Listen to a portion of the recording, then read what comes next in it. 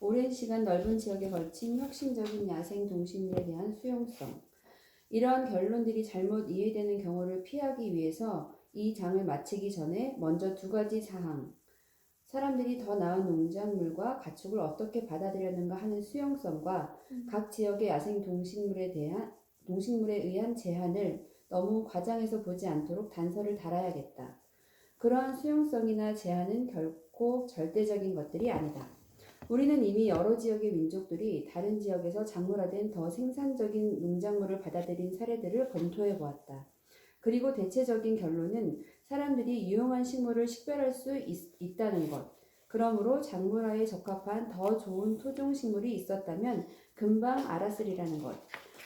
문화적 보수주의나 금기 따위에 구애받지는 않았으리라는 것이었다. 그러나 이 장에는 오랜 시간에 걸쳐 넓은 지역에서라는 중요한 수식어를 덧붙여야 한다.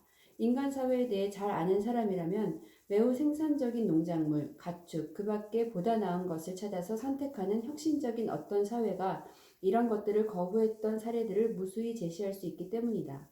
물론 모든 사회가 자기들에게 유용한 모든 혁신을 신속하게 받아들였다고 생각하는 것은 명백히 잘못된 판단이다. 나도 그렇게 주장하려는 것은 아니다. 사실 한 대륙 전체 또는 적어도 수백 개의 경쟁적인 사회가 공존하고 있는 넓은 지역을 놓고 보았을 때 그중 어떤 사회는 혁신에 대해 더 관용적이며 또 어떤 사회는 더 저항적이다. 새로운 농작물, 가축, 기술 등을 받아들이는 사회는 그 덕분에 더 잘 먹을 수 있어서 혁신에 저항하는 다른 사회보다 인구가 더 많아진다. 결과적으로 다른 사회를 교체하거나 정복하거나 말살할 수 있게 된다.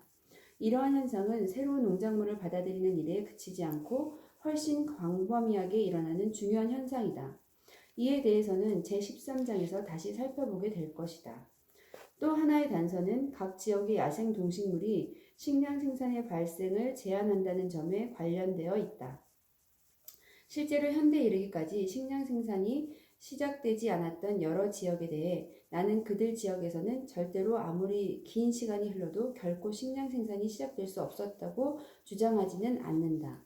오스트레일리아 원주민들이 현대까지도 석기시대의 수렵 채집민으로 남아있는 것을 보면서 오늘날의 유럽인들은 흔히 이 원주민들은 그냥 두었으면 영원히 그와 같은 상태에 머물러 있었을 것이라고 생각한다.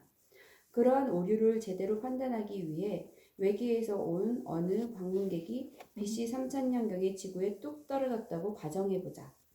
미국 동부에서 식량 생산이 시작된 것은 BC 2500년경의 일이므로 그 외계인은 그곳에서 식량 생산을 발견하지 못했을 것이다. 그러나 만약 BC 3000년에 이 방문객이 야생 동식물의 취약점 때문에 미국 동부에서는 영원히 식량 생산이 시작될 수 없을 것이라는 결론을 내렸다면 그 이후 일어난 사건들로 인하여 그의 판단은 빗나가고 말았을 것이다. 마찬가지로 어떤 외계인이 BC 8500년이 아니라 BC 9500년에 비옥한 초승달 지대를 방문했다면 비옥한 초승달 지대 역시 영구적으로 식량 생산에 부적합한 곳이라고 오해했을 것이다.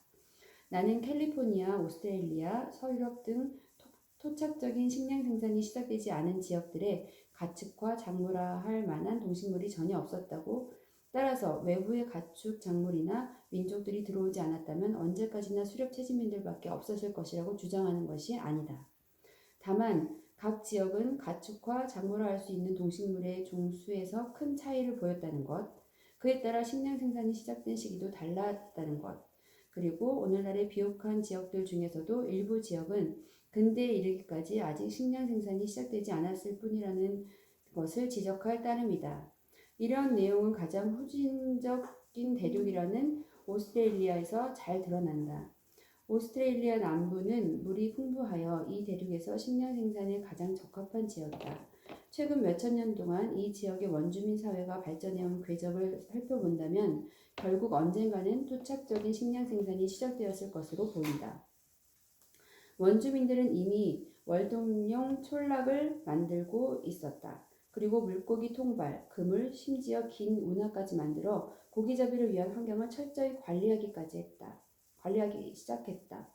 만약 1788년부터 유럽인들이 오스트레일리아에 이주하기 시작하여 그 같은 독립적인 궤적을 중단시키지만 않았다면 오스트레일리아 원주민들은 그로부터 몇천 년 이내에 식량 생산자가 되어 가축화된 물고기를 양어장에서 기르고 작물화된 오스트레일리아산 참마나 종자가 작은 닭과 식물들을 재배했을 것이다. 이러한 관점에서 보았을 때 우리는 이제 이 장의 제목에 내재되어 있는 문제에 답변할 수가 있다. 앞에서 나는 북아메리카 인디언들이 북아메리카산 사과를 작물화하지 못한 이유가 인디언 때문이었느냐 아니면 사과 때문이었느냐 질문을 던졌다. 그렇다고 북아메리카에서는 사과가 절대로 작물화될 수 없었을 것이라는 뜻은 아니다. 사과를 번식시키려면 접목법이라는 까다로운 기술이 필요하다.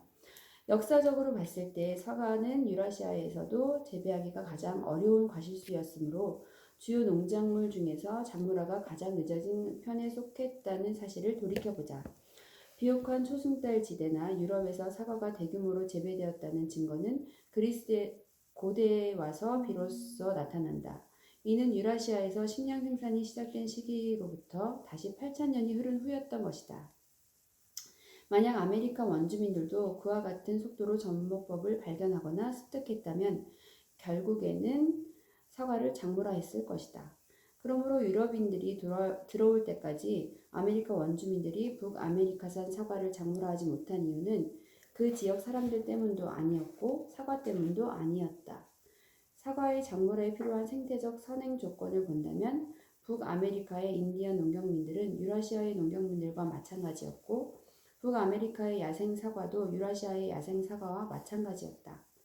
사실 독자들이 지금 이 장을 읽으면서 먹고 있는 사과, 즉 슈퍼마켓에 파는 사과의 일부는 최근에 유라시아의 사과와 북아메리카의 야생 사과를 교배시켜 개량한 변종들이다. 그러므로 아메리카 원주민들이 사과를 작물화하지 못한 이유는 아메리카 원주민들에게 주어진 야생 동식물 전체의 문제였다. 그 동식물들이 가축화 작물화에 그다지 유망하지 않아서 북아메리카에서는 식량 생산이 늦게 시작되었기 때문이다. 와. 잘 끝났네.